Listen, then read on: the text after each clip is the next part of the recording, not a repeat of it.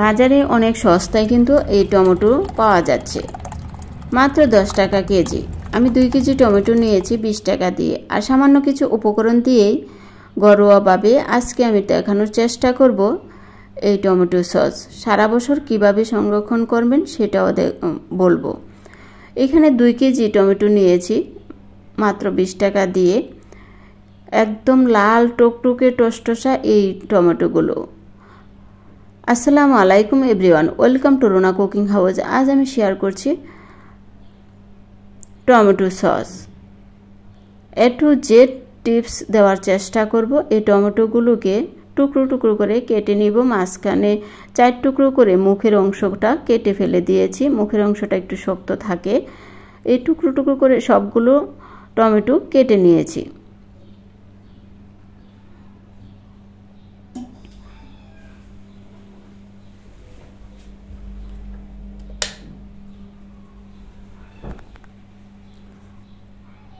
টমেটোটাকে এখন সিদ্ধ করার জন্য দিয়ে দিলাম চুলায়।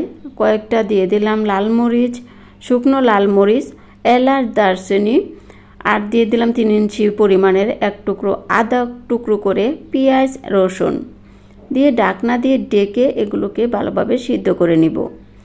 ফেসবুক পেজ থেকে দেখলে পেজটা ফলো দিয়ে সাথে থাকার অনুরোধ থাকবে। আর যদি অলরেডি আপনি পেজটা ফলো করে থাকেন অসংখ্য ধন্যবাদ।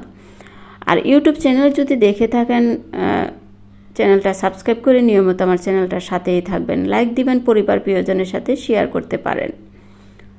তো দাঁড়িয়ে থেকে আমি এগুলোকে নেড়ে ছেড়ে কিন্তু টমেটোগুলোকে ভালোভাবে সিদ্ধ করে নিচ্ছি। চাইলে এই টমেটোটাকে আপনারা ডাইল ঘুটনি দিয়ে কিন্তু ম্যাশ করে এই পিউরিটা বের করে নিতে পারবেন। এটা ঠান্ডা হয়ে গেলে আমি এগুলোকে ব্লেন্ড করে নিব।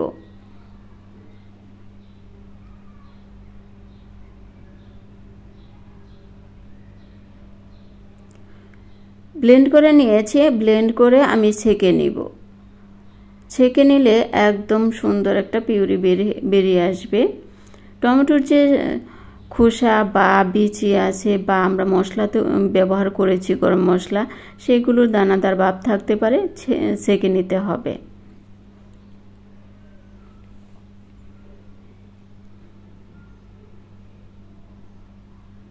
ছেঁকে নেওয়ার পরে দেখতে পাচ্ছেন এখানে কতগুলো লাম্পস বের হয়েছে, এগুলো ফেলে দিব। এখন দিয়ে দিচ্ছি 1 কাপ পরিমাণের চিনি,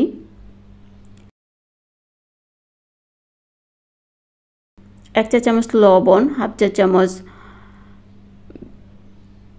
বেকিং সোডা দিয়েছি আমি, আর 1/2 চা চামচ সাইট্রিক অ্যাসিড, যেটাকে টক নুন বলা হয়। সেজন্য কিন্তু এই টমেটো সসটা অনেক দিন ভালো থাকবে। আপনারা বাহিরেও রাখতে পারবেন, নর্মাল ফ্রিজে রেখেও খেতে পারবেন, এবং সারা বছর আপনারা ডিপ ফ্রিজে রেখেও খাওয়া যাবে। খাওয়ার কিছুক্ষণ আগে বের করে নিলেই হবে। এখানে আমি ভিনেগার দিয়েছি, এখানে কোনো পানি দেওয়া যাবে না।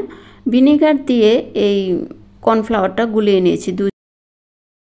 2 চা চামচ কর্নফ্লাওয়ার সাথে ভিনেগারের মিশ্রণটা মিশিয়ে নিয়ে রেখে দিব। আর এখানে নেড়ে চেড়ে আমি টমেটো সসটাকে তৈরি করে নিব। দেখতে পাচ্ছেন এখানে কোনো রকম কালার ইউজ করব না। চাইলে আপনারা একটু কালার, ফুড কালার দিতে পারেন, আমি দিব না। আর এখানে 1/2 চা চামচ গোলমরিচের গুঁড়া দিয়ে দিলাম। আর সাইট্রিক অ্যাসিড যেটা বললাম, টক নুন, সেটা কিন্তু আপনারা যে কোনো মশলার দোকানে গিয়ে বললেই আপনারা পেয়ে যাবেন। সাইট্রিক অ্যাসিড এখানে 1 চা চামচের মতো দিতে হবে। 2 কেজি টমেটোর জন্য 1 চা চামচ দিয়েছি আমি। আর সব পরিমাপ কিন্তু আমি বলে দিলাম। কর্নফ্লাওয়ারের মিশ্রণটা দিয়ে নেড়ে চেড়ে মিশিয়ে নিয়ে এখানে দিয়ে দিলাম 1 চা চামচ ভাজা জিরার গুঁড়া। ভাজা জিরার গুঁড়াটা দিলে এর ফ্লেভারটা কিন্তু আরও ভালো আসবে। এখন দেখে নিচ্ছি এটার ঘনত্বটা কীরকম হয়েছে। আঙ্গুলে একটা দাগ টেনে নিয়েছি চামচের মধ্যে। কিছুক্ষণ রেখে দিলে দাগটা মিশে যাচ্ছে না, তখন বুঝতে হবে এটা জাল হয়ে গেছে। ঠান্ডা হওয়ার পরে দেখতে পাচ্ছেন এটা কতটা ঘন হয়েছে। এখন আবারও একটু দাগ টেনে দেখছি, এটা সহজে মিশছে না, 2টা লেয়ার আলাদা হয়ে আসছে। এখন আমি এগুলোকে বোতলে ভরে নিব কাচের জারে রাখার চেষ্টা করবেন আপনারা। তো দেখতে পাচ্ছেন কত সুন্দর হয়েছে। ভিডিওটা কেমন হয়েছে অবশ্যই আপনার মূল্যবান মতামত জানাতে ভুলবেন না। ভিডিওতে একটা লাইক দেওয়ার অনুরোধ থাকবে। ভিডিওটি দেখার জন্য সবাইকে অসংখ্য অসংখ্য ধন্যবাদ। আল্লাহ হাফেজ।